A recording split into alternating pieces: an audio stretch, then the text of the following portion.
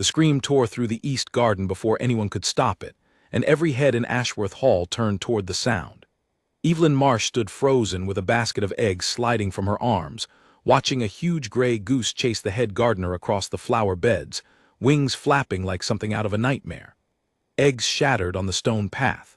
Somewhere behind her, a maid dropped a tray of silver, and the clatter rang out like a gunshot in the still morning air. Nobody at Ashworth Hall had seen this kind of chaos in years.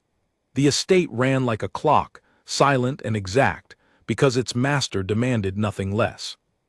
And that master, Duke Alexander Ashworth, was standing at his study window at that very moment, watching the disaster unfold below with an expression that had not changed in 10 years. He did not smile. He never smiled. The servant said his heart had frozen on the night his wife Isabel died, along with the child she had been carrying. That was 10 years ago, and in all that time not one person, not his mother, not his closest friend, not even his own sister Charlotte, had managed to coax so much as a curve from his lips. He was known across 3 counties as the Ice Duke, a man of perfect manners and perfect coldness, a man who ran his household with the precision of a military commander and the warmth of a winter stone. From the window he watched the new girl drop her basket and chase after the goose herself, her skirts hiked up in a way that would have scandalized his mother, shouting something at the bird that he could not quite hear through the glass. He frowned. He did not know her name. He did not care to. New staff came and went at Ashworth Hall, hired by his housekeeper, managed by his housekeeper, and forgotten by him the moment they left his sight. That was how he preferred it. Faces meant attachments, and attachments meant loss. And loss was something Alexander Ashworth had promised himself he would never feel again. Still, something about the scene held his attention a moment longer than it should have. The girl did not scream or panic the way the maids usually did when the geese got loose. She planted her feet, spread her arms wide, and made herself look enormous, driving the bird back toward its pen with nothing but sheer stubbornness. When the goose finally gave up and waddled inside its enclosure, she slammed the gate shut and stood there, hands on her hips, breathing hard, victorious. Alexander turned from the window before she could look up and see him watching. He had work to do, correspondence to answer, accounts to review. He had built his life into a fortress of duty, brick by brick, and he intended to keep it that way. Downstairs, Evelyn Marsh was still catching her breath when her Aunt Margaret came hurrying across the courtyard, her apron flapping, her face a mixture of relief and horror. "Evelyn Marsh, what in heaven's name did you do to set that bird off?" Margaret demanded, though there was no real anger in her voice, only the frazzled energy of a woman who had run this household for 15 years and had seen every kind of trouble a great house could offer. "I didn't do anything," Evelyn said, brushing broken eggshell from her skirt. "I only walked past the pen and it decided it hated me on sight. Some animals are like that, no patience for strangers." Margaret laughed despite herself, pulling her niece into a quick, tight hug. "Well, you're not a stranger for long, not here. Come, let's get you settled before you cause any more excitement. This house has had quite enough excitement over the years." They walked together toward the servants' entrance, and as they went, Margaret began explaining the rhythms of the house the way she always did, a steady stream of names and duties and rules that Evelyn tried her best to follow. The kitchen staff answered to Mrs. Higgins. The stable hands kept to themselves and were not to be bothered before breakfast. The east wing was closed except when the family used it. And above all else, above every single rule in the house, there was one that mattered more than the rest. "You are never, ever to bother His Grace," Margaret said, her voice dropping low and serious as they passed beneath the archway leading into the servants' hall. "Never speak to him unless he speaks first. Never look him directly in the eye for too long. Never, under any circumstances, mention his late wife or his family or ask him anything personal. Do you understand me?" Evelyn blinked. "That sounds like an awful lot of rules for one man." "He is not just one man," Margaret said. "He is the Duke of Ashworth, and he has not smiled since his wife passed, 10 years gone now. Some folks in the village call him the Ice Duke, though never where he might hear it. He keeps to himself. He works. He rides. He manages this estate better than any duke in the country, they say, but he does it all with a face like carved stone. I have worked in this house 15 years, Evelyn, and I have never once seen him laugh. Not once. Evelyn considered this information with the same practical curiosity she applied to most things in life. She had grown up on a small farm 2 counties away, the daughter of a shepherd and a seamstress, and she had never had much patience for gloom. Sadness, she understood. Everyone lost people they loved, but 10 years of silence seemed less like grief and more like a habit the man had simply never broken. "That sounds lonely," she said finally. "It is not our place to feel sorry for a duke," Margaret said, though her tone suggested she felt exactly that. "Our place is to keep this house running and stay out of his way. Now come along, there is work to do, and Mrs. Higgins does not take kindly to idle hands." The rest of the morning passed in a blur of tasks. Evelyn learned where the linens were kept, how the great kitchen fire needed tending, and which floorboards in the upper hallway creaked loud enough to wake the entire east wing. She met the other maids, quiet, careful girls who moved through the halls like ghosts, speaking in whispers even when there was no one important nearby to overhear them. It struck Evelyn as strange, this hushed, careful way of living, so different from the noisy warmth of her own family's small farmhouse, where laughter carried through thin walls and nobody worried about waking anyone with too much joy.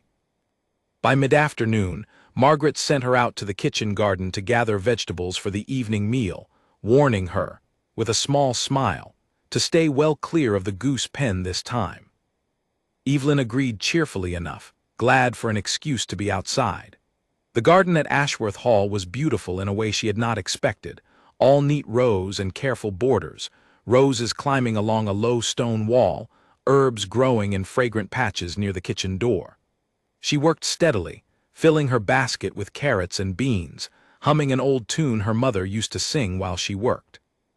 She did not notice the man approaching until she nearly walked into him.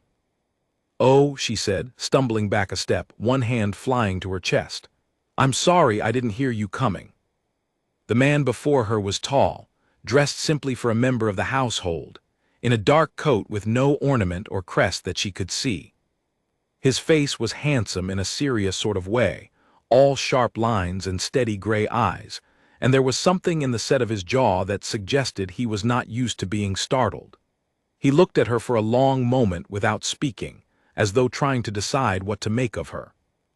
"You are the one who fought the goose this morning," he said finally. His voice was low, controlled, the voice of a man who chose every word with great care. Evelyn felt her cheeks warm, though she was not entirely sure why. "Word travels fast around here." "The entire house heard it," he said. "I believe several of the maids are still discussing it in the kitchen." "Well," Evelyn said, lifting her chin slightly, "I would like the record to show that the goose started it. I was simply defending myself and my eggs, of which I lost a great many, thanks to that bird's terrible temper." Something flickered behind the man's gray eyes, there, and gone so quickly she almost missed it. He did not smile. His face remained composed, almost stern, but his gaze lingered on her a beat longer than good manners required, and she found herself wondering what he was thinking.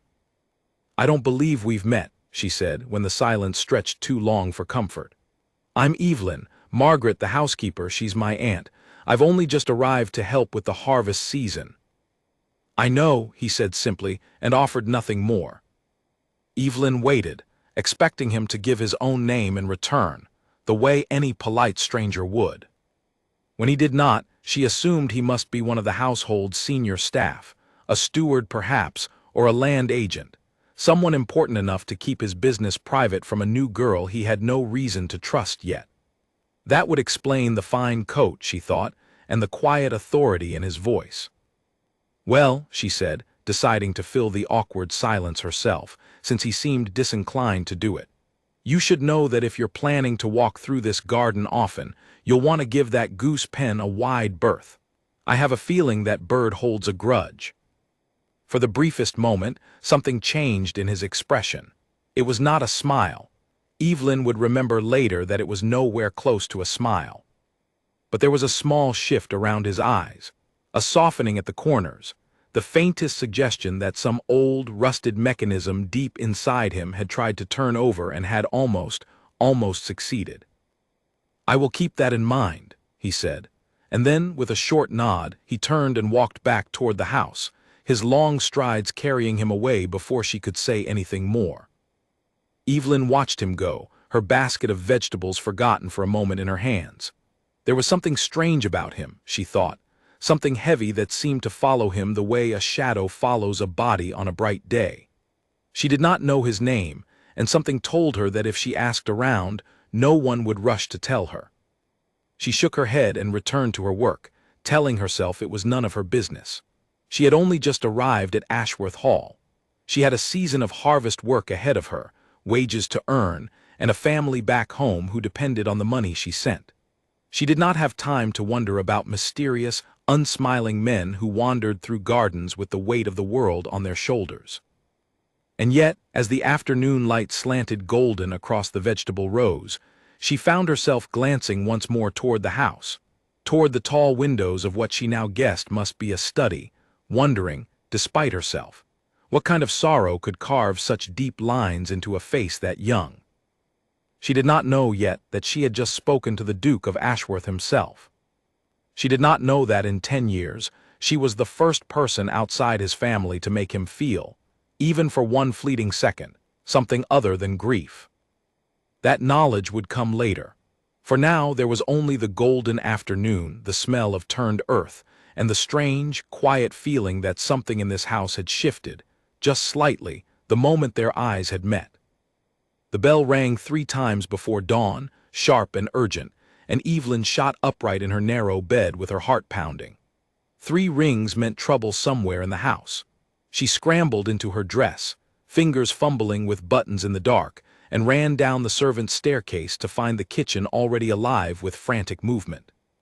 A pipe had burst in the wine cellar overnight, and cold water was rising fast around crates of preserves meant to last the household through winter.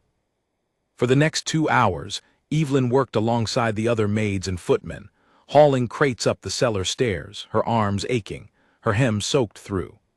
By the time the last crate was safe and the plumber had been sent for, the sun was fully up, and Evelyn was exhausted in a way she had not expected on only her second day at Ashworth Hall. "You did well this morning," Margaret told her afterward, handing her a cup of hot tea in the kitchen. "Most new girls would have stood there crying instead of working." "Crying wouldn't have saved the preserves," Evelyn said, wrapping her cold hands around the warm cup gratefully. "Besides, I've handled worse. Our farm flooded twice when I was a girl. You learn to move fast or you learn to lose everything." Margaret studied her niece with something like pride, then glanced toward the door as heavy footsteps approached. She straightened immediately, smoothing her apron, her whole posture shifting into something more formal. Evelyn turned to see the same man from the garden the day before, still dressed in dark, simple clothes, his expression unreadable as he surveyed the damp chaos of the kitchen. "Is the damage contained?" he asked, addressing Margaret directly, though his eyes flicked briefly toward Evelyn. "Yes, Your Grace," Margaret said, and Evelyn nearly dropped her tea. Your Grace, the words rang in her ears like a struck bell. This was not a steward. This was not a land agent. This was the Duke of Ashworth himself, the man she had spoken to so freely in the garden, the man she had warned about an angry goose as though he were nothing more than an ordinary stranger passing through.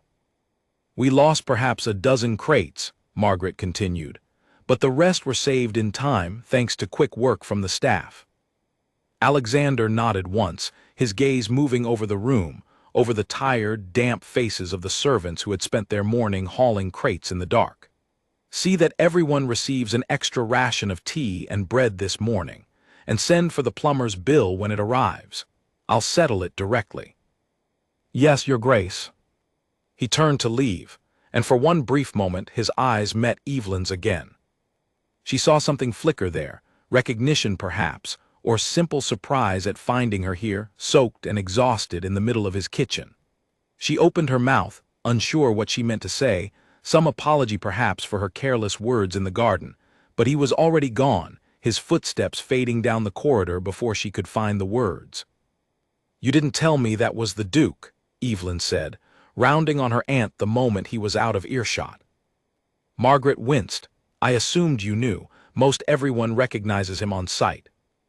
I've been here 2 days, Aunt Margaret. I don't know anyone on sight. Evelyn set down her tea, her stomach twisting uncomfortably as she replayed their conversation in the garden. She had teased him. She had spoken to him as though he were any ordinary man, warned him about a goose, made light conversation without a single ounce of the deference Margaret had insisted was required. I spoke to him yesterday, in the garden. I didn't know who he was. What did you say to him? Margaret asked, alarm creeping into her voice. Nothing terrible. I only told him to watch out for the goose. Evelyn pressed her palms against her flushed cheeks. But I wasn't careful with my words, Aunt Margaret. I spoke to him the way I'd speak to anyone. To her surprise, Margaret did not scold her. Instead, the older woman's expression shifted into something thoughtful, almost curious. And how did he respond? Evelyn considered the question seriously. He didn't say much. But he didn't seem angry either. He seemed, I don't know, different than I expected, given everything you told me.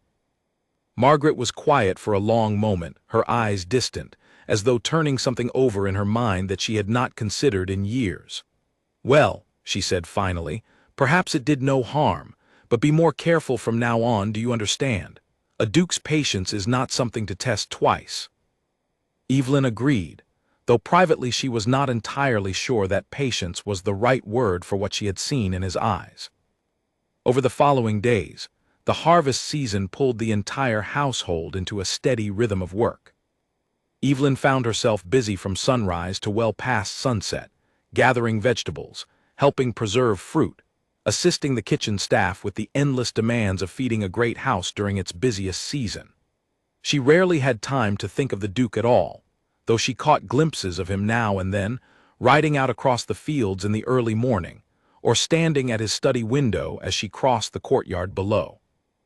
It was nearly a week later when their paths crossed again, this time in the walled garden behind the kitchen, where Evelyn had taken to spending her rare free moments among the herbs and late roses.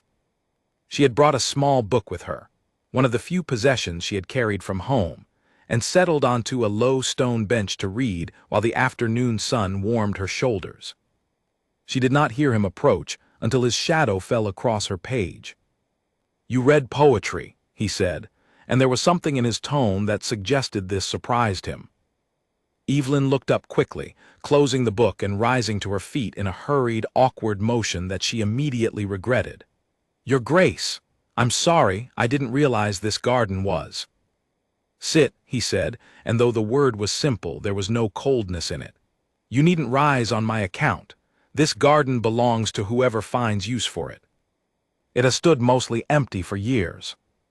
Evelyn hesitated, then slowly lowered herself back onto the bench, though she kept the book clutched tightly in her lap, unsure whether their previous, easy conversation was still permitted now that she knew exactly who he was. I owe you an apology, she said finally when the silence stretched too long. In the garden that first day, I spoke to you as though you were. Well, as though you were nobody in particular. I didn't know who you were, and I fear I was far too familiar. Something crossed his face then, quick and unreadable. You spoke to me as though I were a man standing in a garden, he said. That is, I have come to realize, a rather rare experience for me. Evelyn blinked, unsure how to respond to that. Most people treat you differently, I take it. Most people treat me as though I might shatter, or as though they might offend me simply by existing in my presence. His voice was flat, factual, without any trace of self-pity, as though he were describing the weather rather than the strange, isolated shape of his own life. It becomes tiresome after a time. I imagine it would, Evelyn said carefully. Though I confess my aunt gave me quite a long list of rules regarding you. Never speak unless spoken to, never look you in the eye too long, never mention your family. I've apparently broken every single one within my first week here. To her astonishment, something shifted in his expression again, that same small, almost imperceptible softening she had noticed in the garden days before. It was not a smile. She was certain of that. But it was close enough to make her breath catch, close enough that she found herself wanting, quite badly, to see what a full smile might look like on that serious, handsome face. "Your aunt means well," he said. "The rules exist for good reason. I am not always easy company." "I don't believe that," Evelyn said, before she could stop herself. She saw surprise flicker across his features and pressed on anyway, some reckless part of her refusing to back down now that she had started. "I think you're simply a man who has spent a great many years being treated like a ghost in his own house, and everyone has grown so used to tiptoeing around you that they've forgotten you might actually enjoy the occasional honest conversation." For a long moment, he said nothing at all. Evelyn's heart pounded as she waited, certain she had overstepped in some unforgivable way, certain that she would be dismissed from Ashworth Hall by evening for her insolence. Then, quietly, he said, "You may be the first person in 10 years to say something honest to me without apologizing for it afterward." "I did apologize," Evelyn pointed out, "just now about the garden." "That was for a goose warning," he said. This was something else entirely. They sat together in the quiet garden for a while longer, the conversation drifting into safer territory: the harvest, the weather, the strange stubbornness of the estate's geese. Evelyn found, to her surprise, that conversation with him came easily once the initial awkwardness passed, that beneath the cold, careful exterior was a mind that noticed small, interesting details about the world around him. The particular way autumn light fell through the garden's old oak tree, the migration patterns of the birds that nested along the eastern wall. When at last he rose to leave, he paused and looked back at her with an expression she could not quite name. "I did not ask your full name," he said, "before in the garden." "Evelyn Marsh," she said. "Evelyn Marsh," he repeated, as though testing the shape of it. "Thank you for the honest conversation, Miss Marsh." "Any time, Your Grace," she said, and meant it more than she probably should have.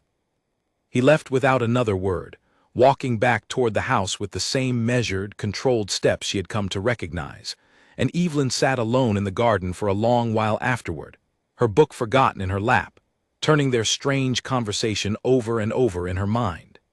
She told herself it meant nothing, that a duke speaking kindly to a servant girl was simply good manners, nothing more. But she could not quite shake the memory of his eyes, or the strange, quiet certainty that something rare and fragile had passed between them in that sunlit garden, something neither of them had words for yet. That evening, as she helped prepare the household supper, Margaret caught her humming softly to herself and raised an eyebrow. "You seem in good spirits." "Just glad the harvest is going well," Evelyn said, though her cheeks warmed as she said it, and she was careful, for the rest of the evening, not to think too closely about why that might not be entirely true.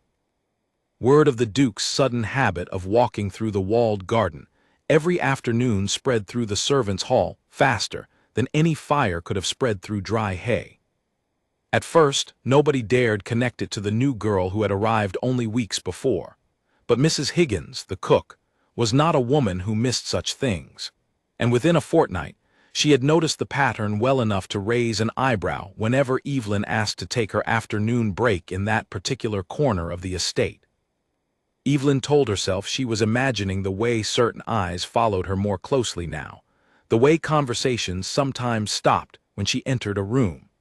She told herself the meetings with Alexander were accidental, nothing more than two people who happened to enjoy the same quiet corner of a large house.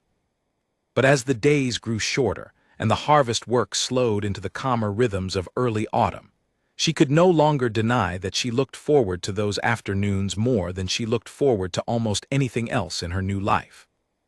He came without fail. Some days he brought a book of his own, and they would sit in comfortable silence, each absorbed in their own reading, occasionally breaking the quiet to share some interesting passage or ask the other's opinion on a matter of little real consequence. Other days he simply walked, hands clasped behind his back, and Evelyn would fall into step beside him, chattering about her family's small farm, about her younger brothers who could never sit still, about the strange, funny disasters that seemed to follow her wherever she went.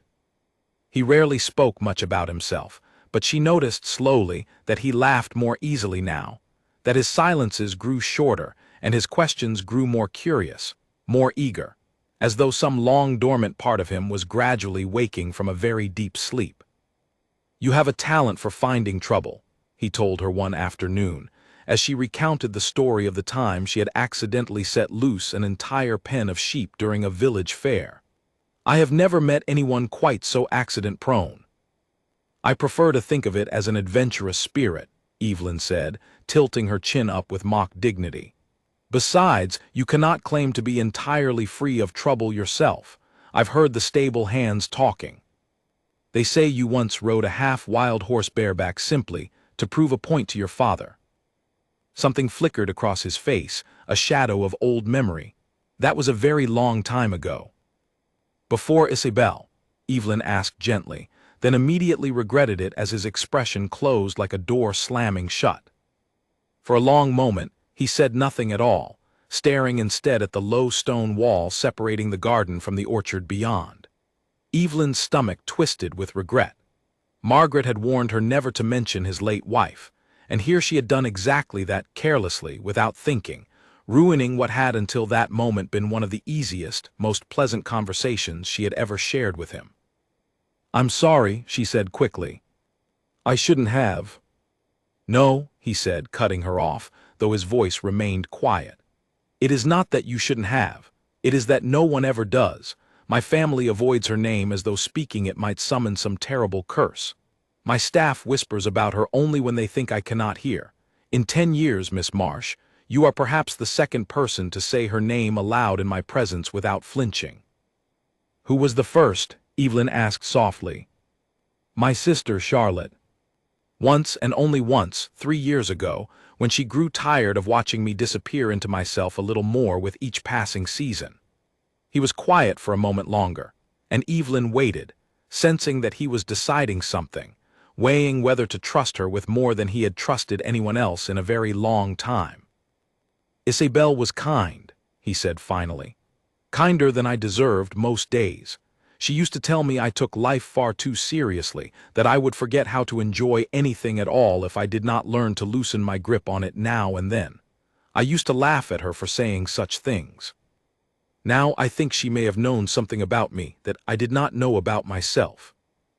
Evelyn sat very still, afraid that any movement, any word, might break whatever fragile thing was happening between them in that moment. "The accident happened on a night much like this one," he continued, his voice growing distant as though he were speaking to himself as much as to her. "We were returning from a dinner at my cousin's estate. The roads were icy, though we did not know it until it was too late. The carriage overturned on a bend not 2 miles from home. I was thrown clear. She was not." "I'm so sorry," Evelyn whispered. "She was carrying our first child. 7 months along." His jaw tightened, and for a moment Evelyn thought he might stop there, might retreat back behind the careful walls he had built around himself. But he continued, his voice steady despite the weight of what he was saying. "I have spent 10 years telling myself that if I had only insisted we leave earlier, or taken a different road, or paid closer attention to the weather, she would still be here. My son or daughter would be 9 years old this winter. I think of that more often than anyone realizes." Evelyn reached out, almost without thinking, and placed her hand gently over his where it rested on the stone bench between them. He did not pull away. "You could not have known the roads would ice over," she said softly. "You cannot carry the weight of something that was never yours to control." "I know that," he said. "In my mind I know it perfectly well, but grief, I have found, rarely listens to reason." They sat together in silence for a long while after that, the autumn light fading slowly around them, and Evelyn found herself thinking not of the strange, cold reputation that had preceded him, but of the quiet, aching loneliness that lived beneath it. A loneliness that had waited 10 patient years for someone willing to sit with it, rather than flinch away. "Thank you," he said eventually, "for not looking at me differently now that you know." "I don't know why anyone would," Evelyn said honestly. "Grief isn't a flaw, Your Grace. It's only proof that you loved someone deeply enough for their absence to still matter." He looked at her then with an expression she had never seen on his face before, something raw and unguarded, something that made her breath catch in her throat. Whatever careful distance had existed between a duke and a housekeeper's niece seemed, in that quiet moment, to dissolve entirely. "Alexander," he said suddenly. "Pardon." "My name," he said. "You have called me your grace for weeks now. I find I would rather hear you say my name instead." "Alexander," Evelyn repeated softly, testing the sound of it. "I don't suppose that's proper." "Very little about our afternoons in this garden has been proper," he said, and for the first time since she had known him, something almost like humor touched the corners of his mouth. "I find I do not mind in the least." News of their growing friendship, though neither of them had spoken of it as anything more than that, did not stay contained within the walled garden for long. Charlotte, the Duke's younger sister, arrived at Ashworth Hall unannounced less than a week later, ostensibly to discuss matters of family business, though her sharp, curious eyes missed nothing as she settled into the drawing-room and began asking pointed questions about the household staff. "There's a new girl helping your Aunt Margaret, I hear," Charlotte said to Evelyn directly, having summoned her under the pretense of needing extra hands with some minor task. "The one who fought off a goose on her very first day. My brother mentioned her, which is, I should tell you, quite remarkable in itself. My brother mentions almost nothing to me these days." Evelyn felt her cheeks warm under the other woman's assessing gaze. "I'm not sure what your ladyship means." "I mean," Charlotte said, setting down her teacup with deliberate care, "that my brother has not spoken a single word to me about anything beyond estate business in 3 years, and yet last week he mentioned, entirely unprompted, that the walled garden was looking particularly fine this autumn. He has never once in 10 years commented on a garden." Her sharp eyes softened slightly. "Whatever is happening between the two of you, Miss Marsh, I would ask only that you be careful with him. He has been broken for a very long time. I would rather he never smiled again than watch him break further." "I have no intention of hurting him," Evelyn said quietly, surprised by how much she meant it. Charlotte studied her for a long moment, then nodded once, as though satisfied by whatever she had seen in Evelyn's face. "Good," she said simply. "Then perhaps you are exactly what this house has needed for a very long time." That evening, as Evelyn walked back to the servants' quarters beneath a sky scattered with early stars, she thought of Charlotte's words, and of Alexander's face in the garden that afternoon, open and unguarded in a way she suspected very few people had ever been permitted to see. She did not know what was growing between them, or where it might lead, given the impossible distance between a duke and a servant girl. But she knew, with a certainty that surprised her, that she did not want to stop finding out. The invitation arrived on a crisp October morning, carried by a footman in the Ashworth livery, who delivered it directly to the front hall with obvious ceremony. Lady Beatrice Whitmore was hosting her annual autumn ball, and the entire county had been buzzing about it for weeks, since it was widely known that Lady Beatrice's unmarried daughter, Charlotte's old friend Miss Georgina Whitmore, had set her sights firmly on becoming the next Duchess of Ashworth. Evelyn heard about the ball secondhand, from the excited chatter of the other maids as they pressed the Duke's formal coat and polished his boots to a mirror shine. She told herself it meant nothing to her, that a duke attending a society ball to consider potential brides was simply the natural order of things, the world working exactly as it was supposed to work. Dukes married ladies of proper birth and fortune. Housekeepers' nieces scrubbed floors and mended linens. These were simply the facts of her life, and she had known them long before she ever set foot at Ashworth Hall. And yet, as she watched Alexander descend the front staircase that evening, dressed in formal black, his expression once again arranged into the cool, distant mask she remembered from her very first days in the household, something in her chest ached in a way she did not want to examine too closely.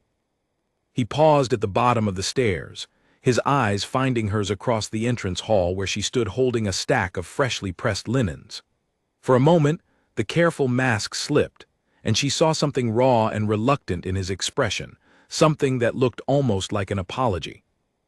"Evelyn," he said quietly, low enough that the other servants bustling about the hall would not overhear. "You look every inch the Duke tonight," she said, forcing lightness into her voice that she did not entirely feel. "I would rather spend the evening in the garden," he admitted, "though I suspect that sentiment would horrify my mother considerably." "Go," Evelyn said, though something in her wished foolishly that he would stay. "Lady Beatrice will have your head if her guest of honor arrives late." He left without another word, though he glanced back once from the doorway, and Evelyn spent the rest of that evening trying and failing to keep her mind on her work, imagining him across the county in some brightly lit ballroom, dancing with women of proper birth and fortune, women who did not have to sneak away to walled gardens to spend an hour in his company. He returned near midnight, considerably earlier than such events usually concluded, and found Evelyn still awake in the small kitchen garden, unable to sleep, wrapped in a heavy shawl against the autumn chill. He looked tired in a way that had nothing to do with the late hour. "You're back early," she said, rising from the bench where she had been sitting. "I found I had very little patience for it tonight," he said. "Miss Whitmore is a perfectly pleasant young woman. She spoke to me about the weather for 20 minutes without pause. I found myself wishing quite desperately that she would set a goose loose somewhere, simply to make the evening interesting." Despite herself, Evelyn laughed, and something in Alexander's shoulders seemed to ease at the sound. "Your mother will not be pleased," Evelyn said. "I hear Lady Beatrice has been planning this match for over a year." "My mother has been planning matches for me since the day Isabel died," Alexander said, his voice tightening slightly. "I have declined every single one. Tonight will be no different." "Why?" Evelyn asked, though some part of her already feared the answer, feared what it might mean for both of them if he said it aloud. He looked at her for a long moment, the autumn moonlight silvering the sharp lines of his face, and when he spoke, his voice was quiet but certain. "Because in 10 years, Miss Whitmore has never once made me want to laugh at a goose, Evelyn. You did that within the first hour of meeting me." Evelyn's heart pounded painfully against her ribs. "Alexander, you know what people would say, what your family would say. I am nothing but a housekeeper's niece. I have no fortune, no title, nothing to offer a man in your position. You have offered me more in these past weeks than any title or fortune ever could," he said, stepping closer, close enough that she could see the earnestness in his gray eyes. "I do not care what society says. I stopped caring what society thought of me the day they started calling me the Ice Duke, and I let them believe it, because it was easier than explaining that I simply did not know how to feel anything anymore." "And now," Evelyn whispered. "Now," he said, "I feel entirely too much, and I suspect it is entirely your fault." Neither of them moved for a long moment, the space between them charged with something neither had dared name aloud until now. Then slowly, giving her every opportunity to step away, he reached out and gently brushed a strand of hair from her face, his fingers lingering against her cheek. "I know this is impossible," he murmured. "I know every rule of this world says it cannot work, but I find for the first time in 10 years that I do not much care for the rules of this world." "Your mother will never accept it," Evelyn said, though she made no move to step away from his touch. "My mother," Alexander said, "has watched me disappear into grief for a decade without complaint. I think, in time, she will forgive me for choosing happiness instead, whatever shape it comes in." Before Evelyn could respond, a sound from the direction of the house made them both startle apart, footsteps crunching against the gravel path. Charlotte emerged from the shadows near the kitchen door, her expression caught somewhere between amusement and concern. "I thought I might find you two out here," she said, her sharp eyes taking in the scene before her with obvious understanding. "The ball ended nearly an hour ago, brother. Mother has been asking after you." "Tell her I have retired for the evening," Alexander said, though he did not step back from where he stood near Evelyn. Charlotte's gaze moved between them, and something like resignation, mixed with genuine warmth, settled over her features. "Be careful, both of you," she said finally. "Society is not kind to those who defy its expectations, and my brother's position comes with obligations he cannot simply wish away. But I will say this. I have not seen him look at anyone the way he is looking at you right now, Miss Marsh, not in all the years since Isabel." Whatever this is, I do not think either of you will be able to stop it now, even if you tried." She left them alone in the garden after that, and Evelyn turned back to Alexander, her heart still racing, uncertain and hopeful in equal measure. "Your sister seems to think we are already beyond turning back," she said. "My sister," Alexander said, "is usually right about these things." He took Evelyn's hand gently in his own, his thumb tracing slow, careful circles against her knuckles. "I do not know how this ends, Evelyn. I do not know what the world will make of it, or whether my family will ever fully accept it. But I know that for 10 years I existed rather than lived, and these past weeks with you have been the first time since Isabel that I have felt something other than grief." "That frightens me," Evelyn admitted quietly. "Not the feeling itself, but everything that stands between us." "It frightens me too," he said. "But I would rather face that fear with you than continue living safely without it." They stood together in the quiet garden long after the last candles in the house had been extinguished, and though neither of them could have said with certainty what the coming months would bring, both understood in that moment that something irreversible had shifted between them, something far too strong now to be undone by rules or titles, or the careful expectations of a world that had never once accounted for a duke who fell in love with the girl who chased his geese.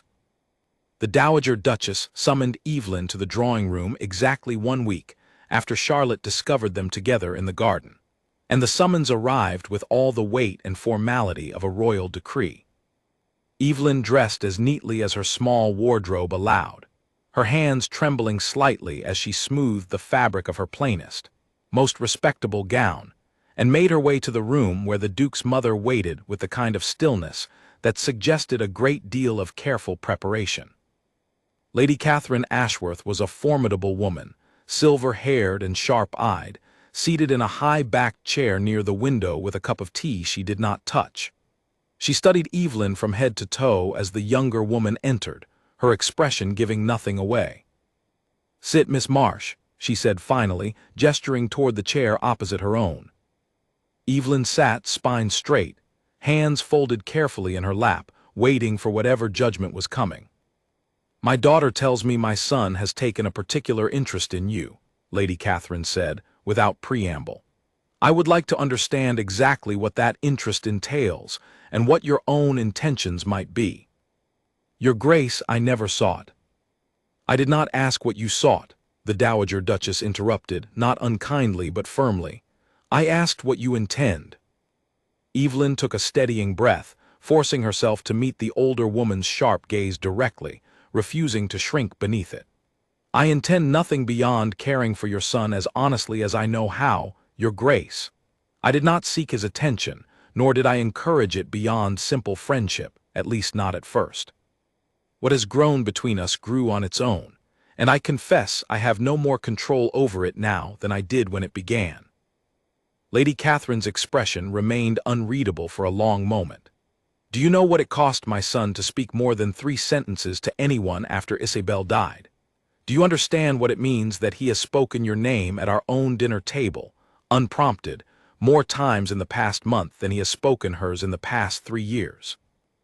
I know only what I have seen with my own eyes, Your Grace. A man who has carried an unbearable weight for a very long time, and who seems lately to be setting some small portion of it down." Something shifted behind Lady Catherine's careful composure, a flicker of old grief and cautious hope intertwined. "I loved Isabel dearly," she said quietly. "She was a good match for my son, in every way society measures such things, and I watched him break entirely when she died, watched him build walls around himself so thick I feared he might never emerge from behind them again." She set down her untouched teacup with deliberate precision. "I am not a foolish woman, Miss Marsh. I understand precisely how difficult this will be for both of you and for this family. Society will not be kind. There will be whispers and worse than whispers. Doors that once stood open to my son may close." "I understand that, Your Grace." "Do you?" Lady Catherine's gaze sharpened. "Because I do not think you fully understand what it means to stand beside a man like my son, in a world that will judge you harshly for daring to love above your station. It will not merely be difficult, Miss Marsh. It will, at times, be cruel." Evelyn held the older woman's gaze steadily, though her heart pounded hard against her ribs. Your Grace, I grew up on a small farm with very little to my name beyond hard work and honest affection. I have faced hunger and hardship and loss of my own. I do not fear cruelty. I fear only living a life where I never again feel the way I feel when I am with your son, and I would rather face every closed door in England than choose that kind of emptiness instead. For a long, tense moment, silence stretched between them. Then slowly, something in Lady Catherine's expression softened, and she rose from her chair, crossing the room to stand before the window, her back to Evelyn as she gazed out over the estate grounds. My son sent for a physician after Isabel died, she said quietly, her voice distant with old memory. Not for himself, but because he could not sleep, could not eat, and I feared for his very life for nearly a year. I have prayed every single day since then that he might one day find his way back to himself. I did not expect that prayer to be answered by a housekeeper's niece with a talent for chasing geese. She turned back to face Evelyn, and there faintly was something that might almost have been the ghost of a smile. But I find, Miss Marsh, that I am not entirely opposed to unexpected answers. Your Grace, does that mean? It means, Lady Catherine said, that I will not stand in your way, provided you understand fully what you are choosing, and provided you continue to care for my son with the same honesty you have shown me today. It does not mean the world outside these walls will be kind, but within them, at least, you shall have no enemy in me. Relief flooded through Evelyn so powerfully that her eyes stung with unexpected tears. Thank you, Your Grace. I promise you I will never take his heart lightly. Lady Catherine nodded once, brisk and businesslike again, though warmth lingered beneath her composed exterior. See that you don't. Now go, before he wears a hole in the hallway floor, waiting to hear how this conversation went. I dare say he has been pacing outside that door for the better part of 20 minutes. Evelyn rose, startled into a laugh, and hurried to the door to find Alexander exactly where his mother had predicted, leaning against the corridor wall with poorly disguised anxiety etched across his features. His face brightened, cautiously, hopefully, the moment he saw her expression. Well, he asked. Your mother, Evelyn said, is a great deal more understanding than I expected, and considerably more frightening than any goose I have ever encountered. Alexander laughed then, a full, unguarded sound that seemed to surprise even himself, and pulled Evelyn gently down the corridor and away from his mother's door before continuing. She did not object. She did not forbid it, Evelyn corrected. She warned me quite thoroughly about the difficulties ahead, but no, Alexander, she did not object. Relief washed visibly over him, loosening the tension he had clearly been carrying since the summons arrived that morning. Then perhaps, he said, drawing her hand into his own, the hardest battle has already been won. Evelyn wished in that quiet, hopeful moment that she could believe him entirely. But some instinct, some quiet warning she could not quite name, told her that the true test of their fragile happiness still lay ahead of them, waiting somewhere in the wider world beyond Ashworth Hall's protective walls, where not every heart would prove as understanding as the Dowager Duchess's had turned out to be. The letter arrived without warning on a gray November morning, slipped beneath the kitchen door sometime before dawn, addressed simply to Miss Evelyn Marsh in handwriting she did not recognize. Evelyn opened it in the privacy of the linen closet, her hands growing colder with every line she read. The words were cruel and precise, clearly written by someone who understood exactly how much damage careful cruelty could do. The letter claimed to know all about her arrangement with the Duke, called her a scheming girl who had used false kindness to trap a grieving, vulnerable man into an unsuitable match. It threatened to take the story to the London papers, to expose the entire household to public ridicule, unless Evelyn left Ashworth Hall quietly, within the week, and never returned. There was no signature, but Evelyn had her suspicions. Miss Georgina Whitmore had not taken kindly to being passed over, and rumors of the Duke's growing attachment to a servant girl had clearly reached ears far beyond the estate's walls faster than either of them had anticipated. She said nothing to Alexander at first, tucking the letter away in the bottom of her trunk, telling herself she could handle the threat alone, that she would not become the reason his family's name was dragged through scandal and gossip. But over the following days, her anxiety grew impossible to hide, and Alexander, who had grown remarkably attuned to the smallest shifts in her mood, noticed immediately that something weighed heavily on her mind. "You have not been yourself these past few days," he said one evening, finding her in the walled garden long after the sun had set, wrapped tightly in her shawl against the biting cold. "Tell me what troubles you, Evelyn. I would rather share the burden than watch you carry it alone." Reluctantly, she withdrew the letter from her pocket and handed it to him, watching his face darken with anger as he read the cruel words within. "Whoever wrote this is a coward," he said, his voice tight with fury she had rarely heard from him. "Hiding behind an unsigned letter, threatening a young woman who has done nothing wrong." "They're not entirely wrong, Alexander," Evelyn said quietly. "I am a servant girl. This arrangement between us is entirely unsuitable, by every measure society uses to judge such things. Perhaps it would be simpler for everyone if I simply left." Alexander's expression shifted immediately from anger to alarm. "Is that what you want?" "No," Evelyn admitted, tears gathering unbidden in her eyes. "But I am terrified of becoming the reason your family's name is destroyed. Terrified of watching you lose everything you have worked to rebuild these past 10 years simply because you chose to love someone the world considers beneath you." He crossed the small distance between them quickly, taking her face gently in his hands, forcing her to meet his steady gaze. "Listen to me carefully, Evelyn. I have spent 10 years letting the world dictate the shape of my grief, letting reputation and expectation decide how much of myself I was permitted to feel. I will not spend the rest of my life letting some coward's anonymous threat decide how much happiness I am permitted to keep. But the scandal will pass," he said firmly. "Scandals always do eventually.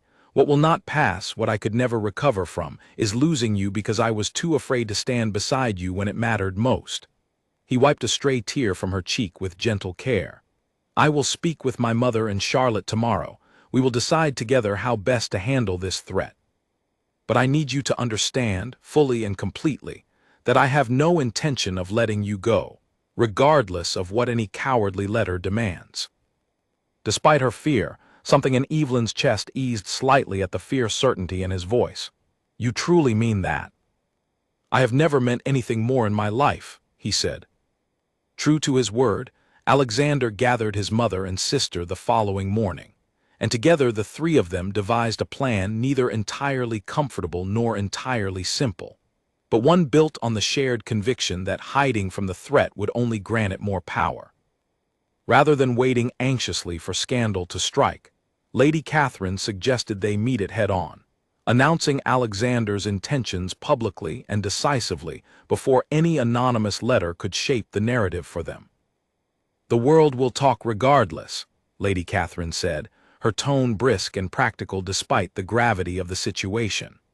"Better they talk about a duke bold enough to choose happiness over convention than a duke hiding some shameful secret behind closed doors. We shall simply have to be louder and prouder than whatever ugliness someone tries to spread."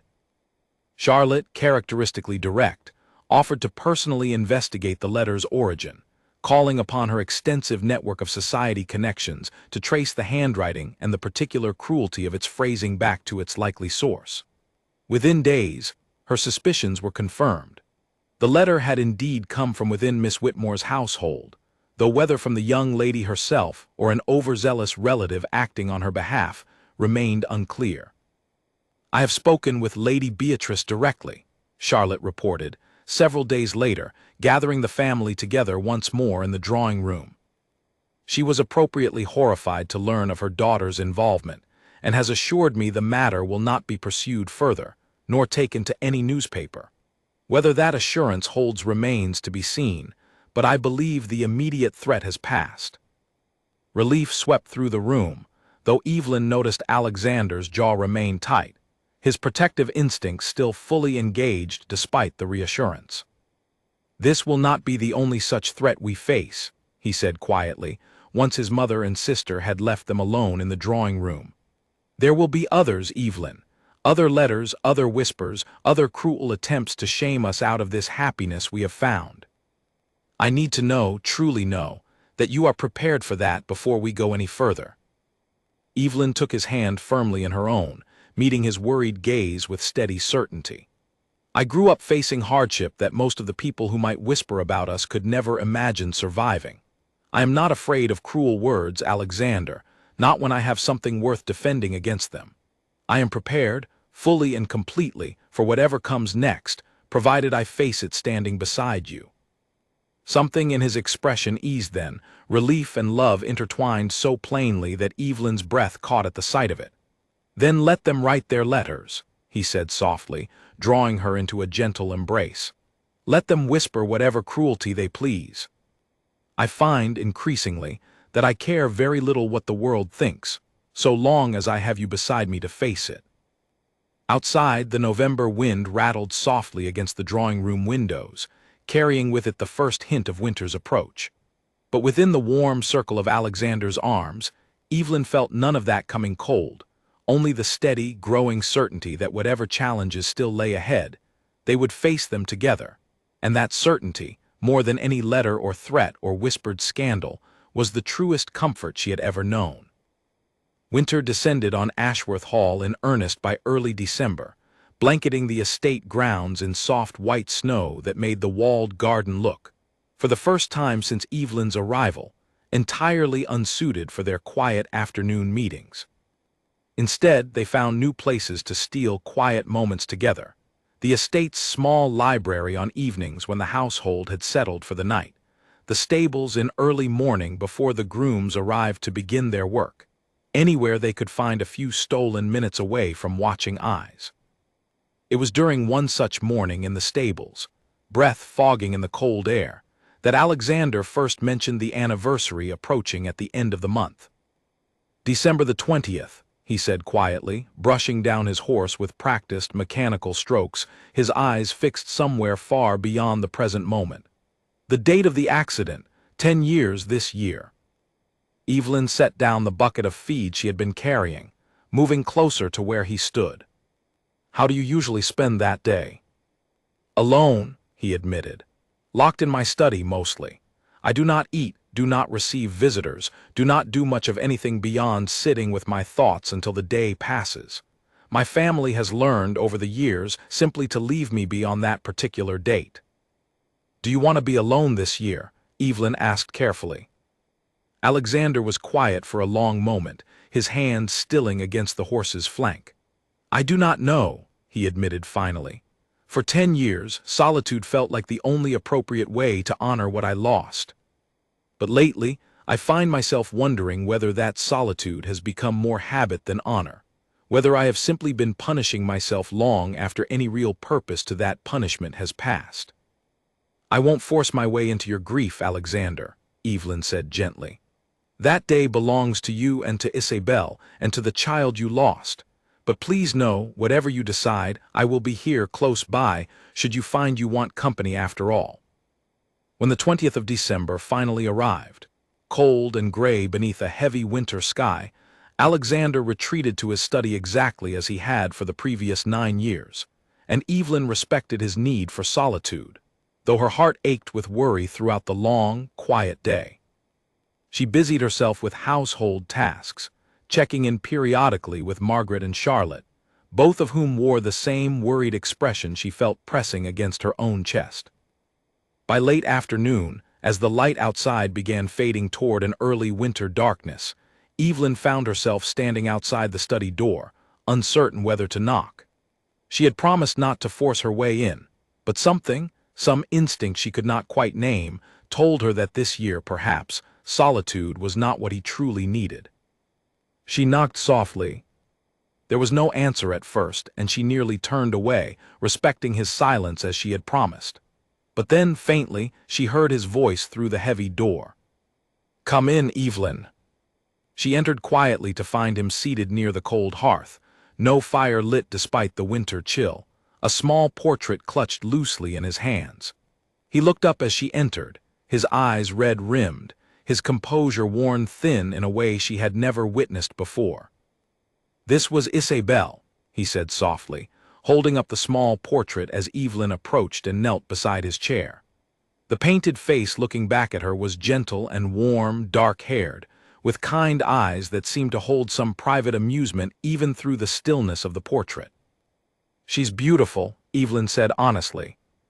"She was," Alexander agreed, his voice thick with old grief. 10 years, Evelyn, and some days it still feels as fresh as the morning it happened. I used to think that pain would fade eventually, that time would soften it into something bearable. Instead, I think I simply learned to carry it more quietly." Evelyn said nothing, only reached out and took his free hand in both of hers, offering silent comfort rather than empty words. "I loved her," he continued, his voice growing rougher.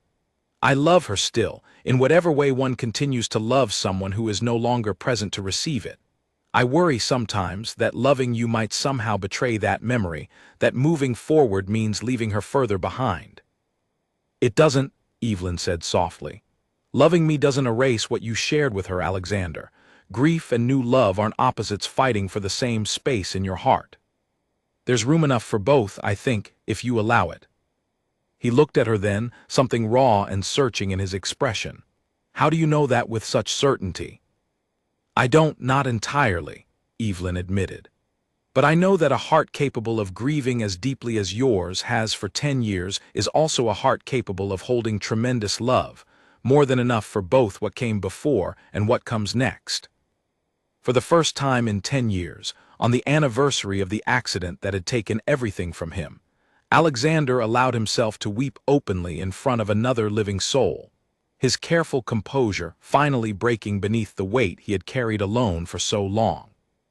Evelyn held him through it, saying nothing, offering only the steady comfort of her presence, until the worst of the storm had passed and his breathing had steadied once more.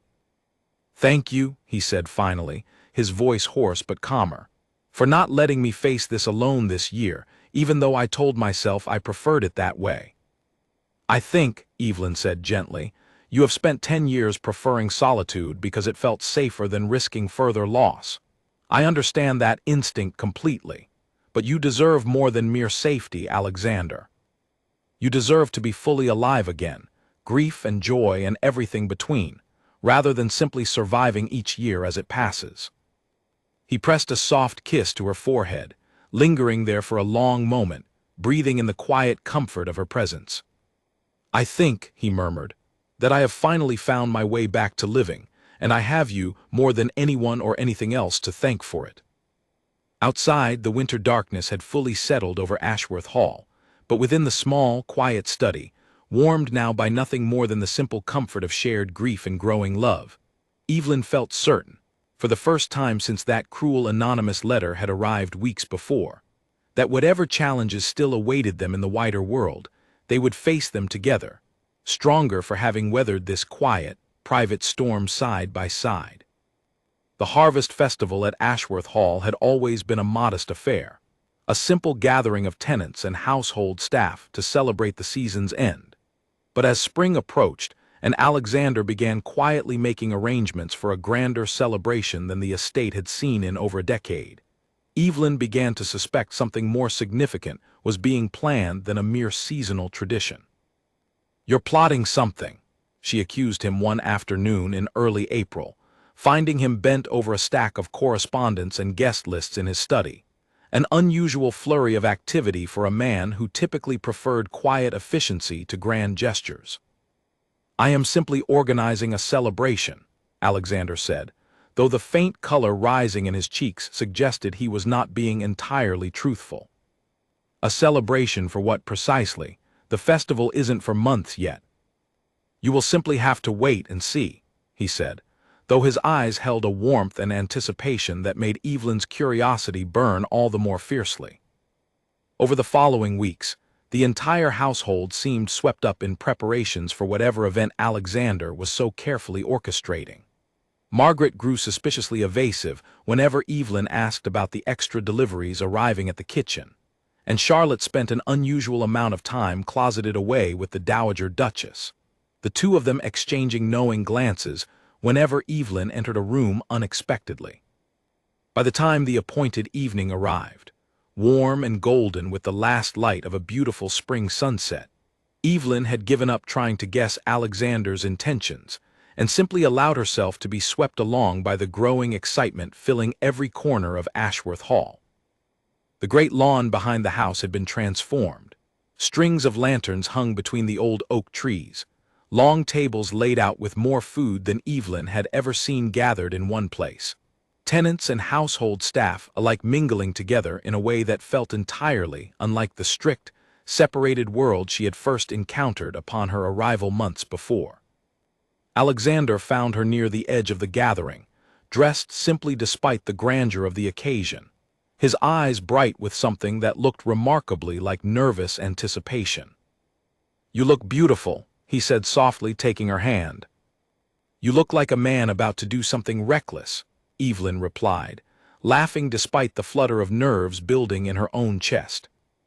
"Perhaps I am," he admitted, and before she could ask what he meant, he led her toward the center of the gathered crowd, where the music and laughter gradually quieted as tenants and staff alike noticed their duke moving purposefully through the assembled guests. Alexander stopped in the center of the great lawn, still holding Evelyn's hand firmly in his own, and turned to face the crowd that had gathered around them, curious and expectant. Evelyn's heart pounded as she realized, with growing certainty, exactly what was about to happen. 10 years ago, Alexander began, his voice carrying clearly across the quiet lawn, I lost the ability to feel much of anything beyond grief. Many of you standing here tonight watched that happen. Many of you have carried your own quiet worries about me through all the years since, wondering whether the man you once knew would ever fully return. He paused, his gaze finding Evelyn's, warm and certain despite the nervousness still evident in his voice. This past year, I found my way back, not through time or duty, or any of the careful methods I had tried before, but through the unexpected kindness and honesty of one remarkable woman, who chased down an angry goose on her very first day at Ashworth Hall, and in doing so, chased away 10 years of ice from around my heart as well. Soft laughter rippled through the crowd, warm and affectionate, and Evelyn felt tears gathering unbidden as Alexander turned fully to face her, sinking down onto one knee before the entire gathered household. "Evelyn Marsh," he said, his voice steady despite the emotion clearly written across his features. "You found me broken and taught me, patiently and without ever once demanding it, how to be whole again. I do not care what the wider world thinks of a duke choosing to marry for love rather than convention. I care only that I have found, in you, everything I feared I had lost forever 10 years ago. Will you do me the honor of becoming my wife, and my duchess, and my partner in whatever life remains ahead of us?" For a moment Evelyn could not speak at all, overwhelmed by the enormity of the moment, by the warmth radiating from every face gathered around them, by the profound, unguarded love shining in Alexander's gray eyes. Then, finding her voice at last, she nodded, laughing through her tears. "Yes," she said. "Yes, of course, yes." The crowd erupted into cheers as Alexander rose and swept her into his arms. And there, beneath the golden light of 100 lanterns and the warm approval of an entire household who had watched their transformation unfold over the past year, Alexander Ashworth, once known throughout 3 counties as the Ice Duke, smiled. It was not the small, startled almost smile from their first meeting in the garden, nor the cautious warmth that had slowly grown between them over quiet afternoons and difficult conversations. It was a full, unguarded, radiant smile, the kind that transformed his entire face, erasing 10 years of careful sorrow in an instant, revealing the joyful, warm-hearted man who had been waiting patiently beneath the ice all along for someone willing to help him find his way back to the surface.